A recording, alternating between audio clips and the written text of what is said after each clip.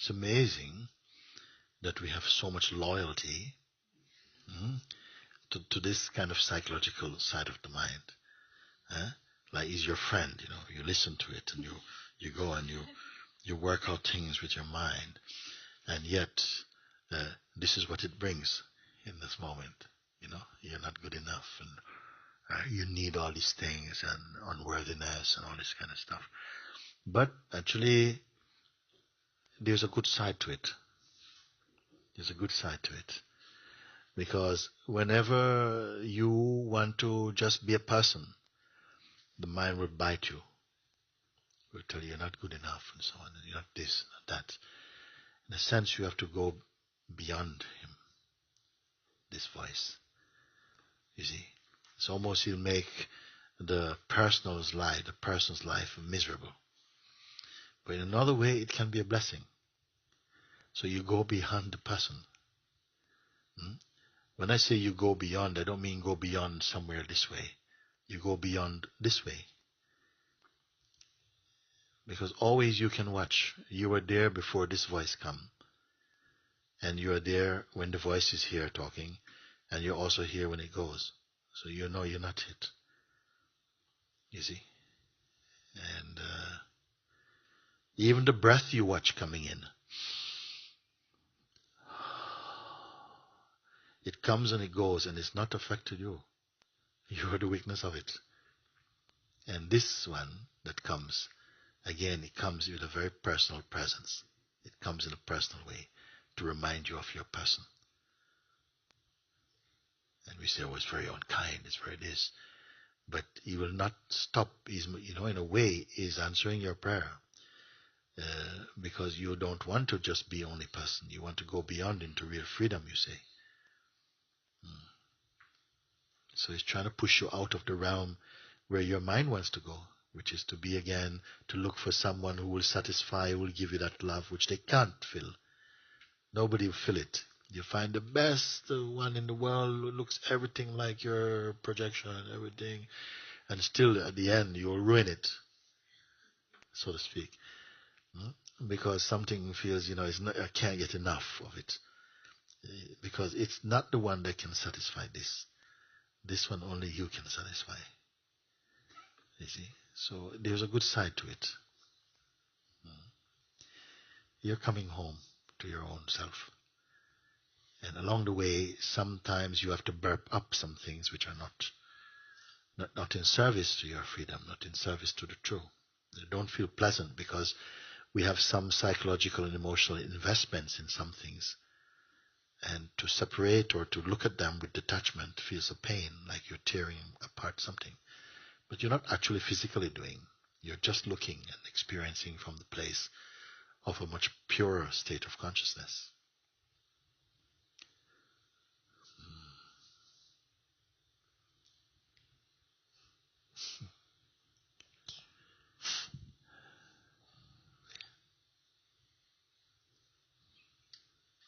From this moment, just here now, right here now, if you leave everything to do with memory, because that is something that it's not stable.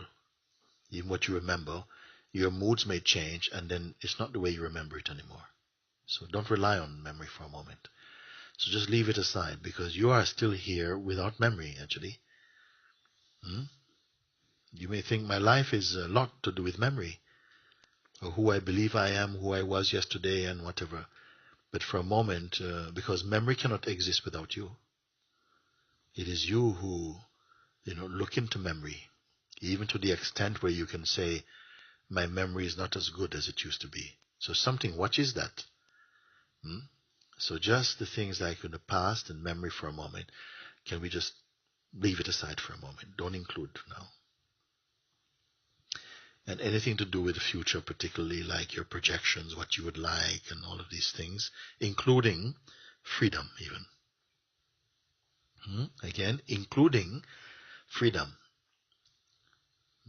because it's coming from mind. So just leave that aside. Don't combine yourself with that for a moment. And even the sense of yourself, who you call you, whatever sort of autobiography is still there. It's still some aspects of the mind created. So can you just leave that aside? Don't identify or combine yourself with anything for a moment.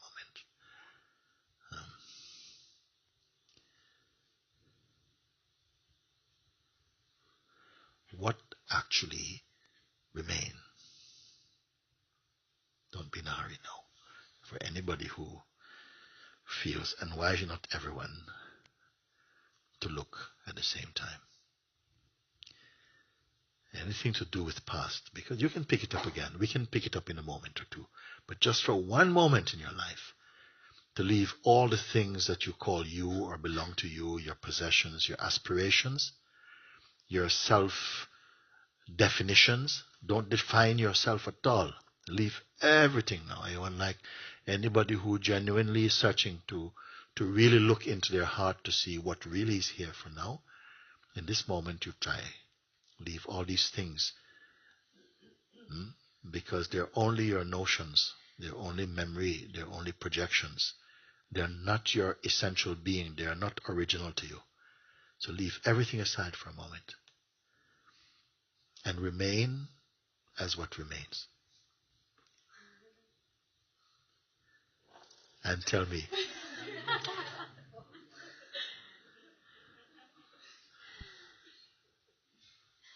Even the roof is responding to this.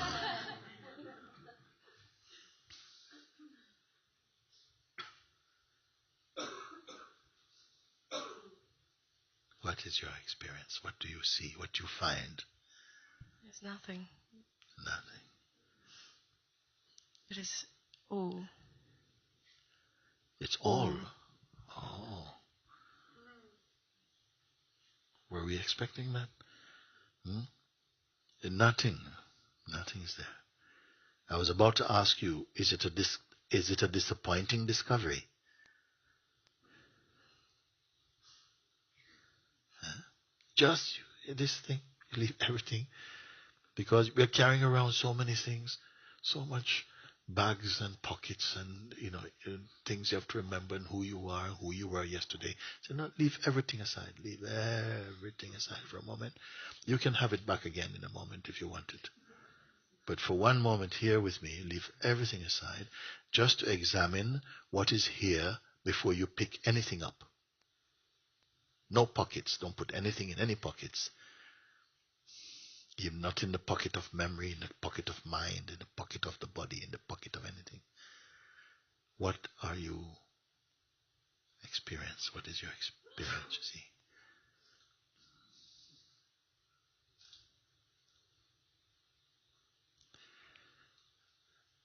And look how she's smiling like that. She says nothing is here. And yet such...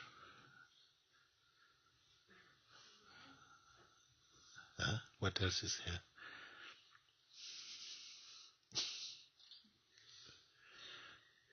Love. Just lots of space, I don't know. Yes. Yeah. Spacious. Spacious, yes. Did you cultivate it?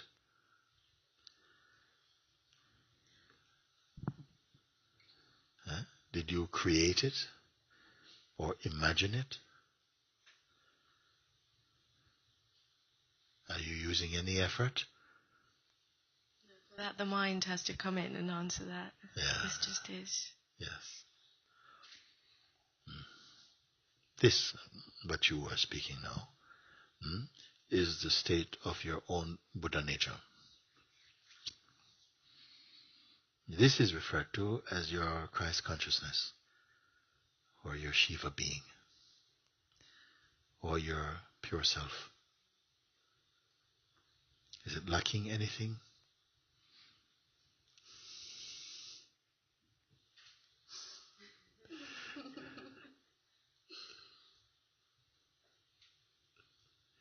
Just like that. And then one other thing I can ask you now, can it go away? Or can it fade?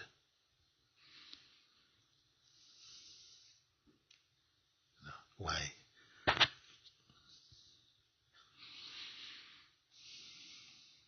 Because that's the only thing there is. You're absolutely sure about it. No. Why? Don't know.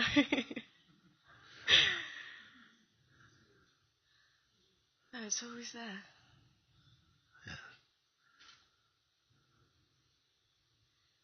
And you, what are you?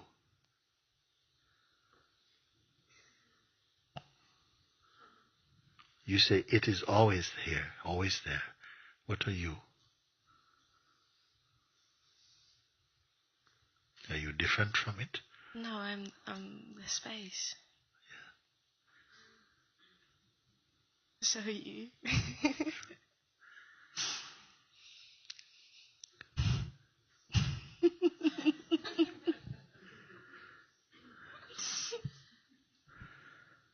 Very good. Exercise finish.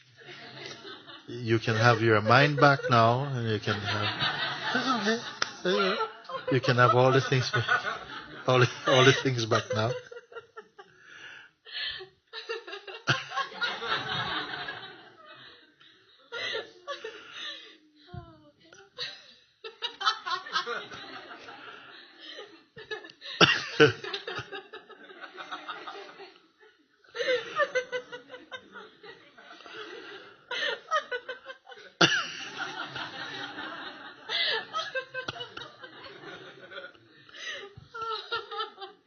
You're so wonderful.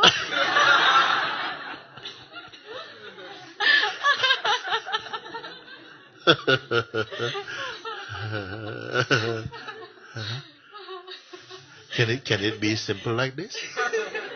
Hmm? Hmm? No mantras, no yoga, no bhajan.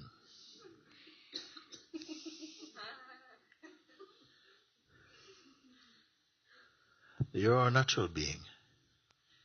You're a natural being. Is like that. Not any particular religion, nothing at all. Simple thing.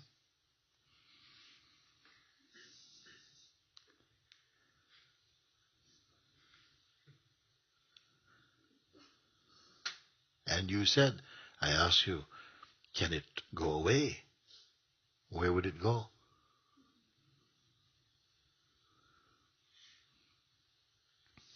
But it cannot go away.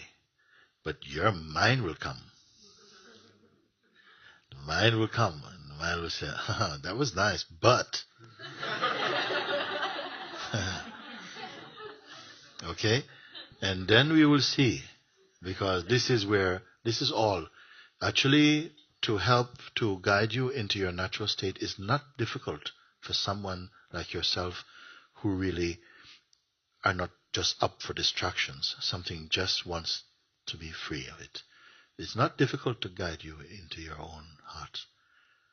If there's something difficult, it is to keep on rejecting the mind's offers, the mind's promises, the mind's projections, because we've been listening to that for a long time, and we came to believe it.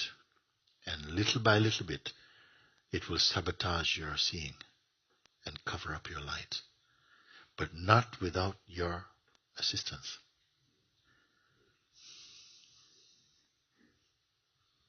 You see, what you now see with your own eyes and your own heart is not something I ask you to remember. You see by the power of your own light, you saw, and you see, and you are. You did not practice it. You simply see. And you're seeing from yourself as yourself. And just about at a certain point like this, for many beings, either some arrogance come, like, okay, I've got it, I'm something special, which is the mind also. Or some doubts come.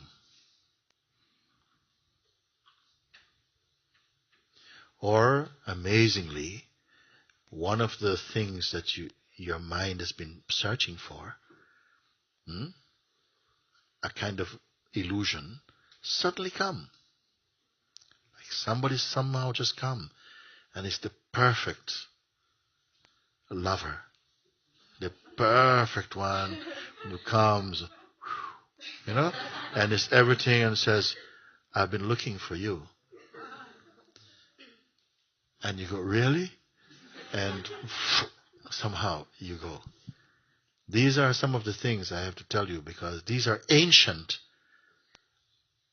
plays. The ways of the mind are ancient, but yourself is timeless. If you remember that, he will not catch you. It is a kind of hypnosis that happens, because something comes and takes the form of the thing that you desire, or the thing that you are attached to. And in that moment, your eyes and your attention go there. And it is as though it eclipses your intuitive knowing, seems to go to the background, and you come into a state of delusion. That is all that's happening, in fact. Right across the world, there are many, many problems. If you were to write a list of all the problems in the world, you'll be writing it next year, still writing. Every village, every family, every town, every city, every country, all over the world, everybody has a problem. But I'll tell you this thing, there's only one problem. And it is caused by ego. Ego is the one source of this problem. It's a form of ignorance. Just a distraction from this that you have discovered. This who you are that you discover. And I'm happy that you can somehow, it's demonstrated in your seeing so beautifully, so that we see how simple what is. That it is not at the end of some years of striving and years of beating yourself and all of this stuff, that it is possible for a human being. Why? Because you're that all the time. It is there. And yet you can spend a lifetime or lifetimes somehow unable to recognize what is really obvious. And you are now recognizing the obviousness of your own self, and can feel how your mind has played and created many shapes to entice your attention, to say, come this way, come with me, I'll show you how to get to the thing you want. So I tell you ahead of time, man will not go, okay, she's got it, I better go to somewhere else. No,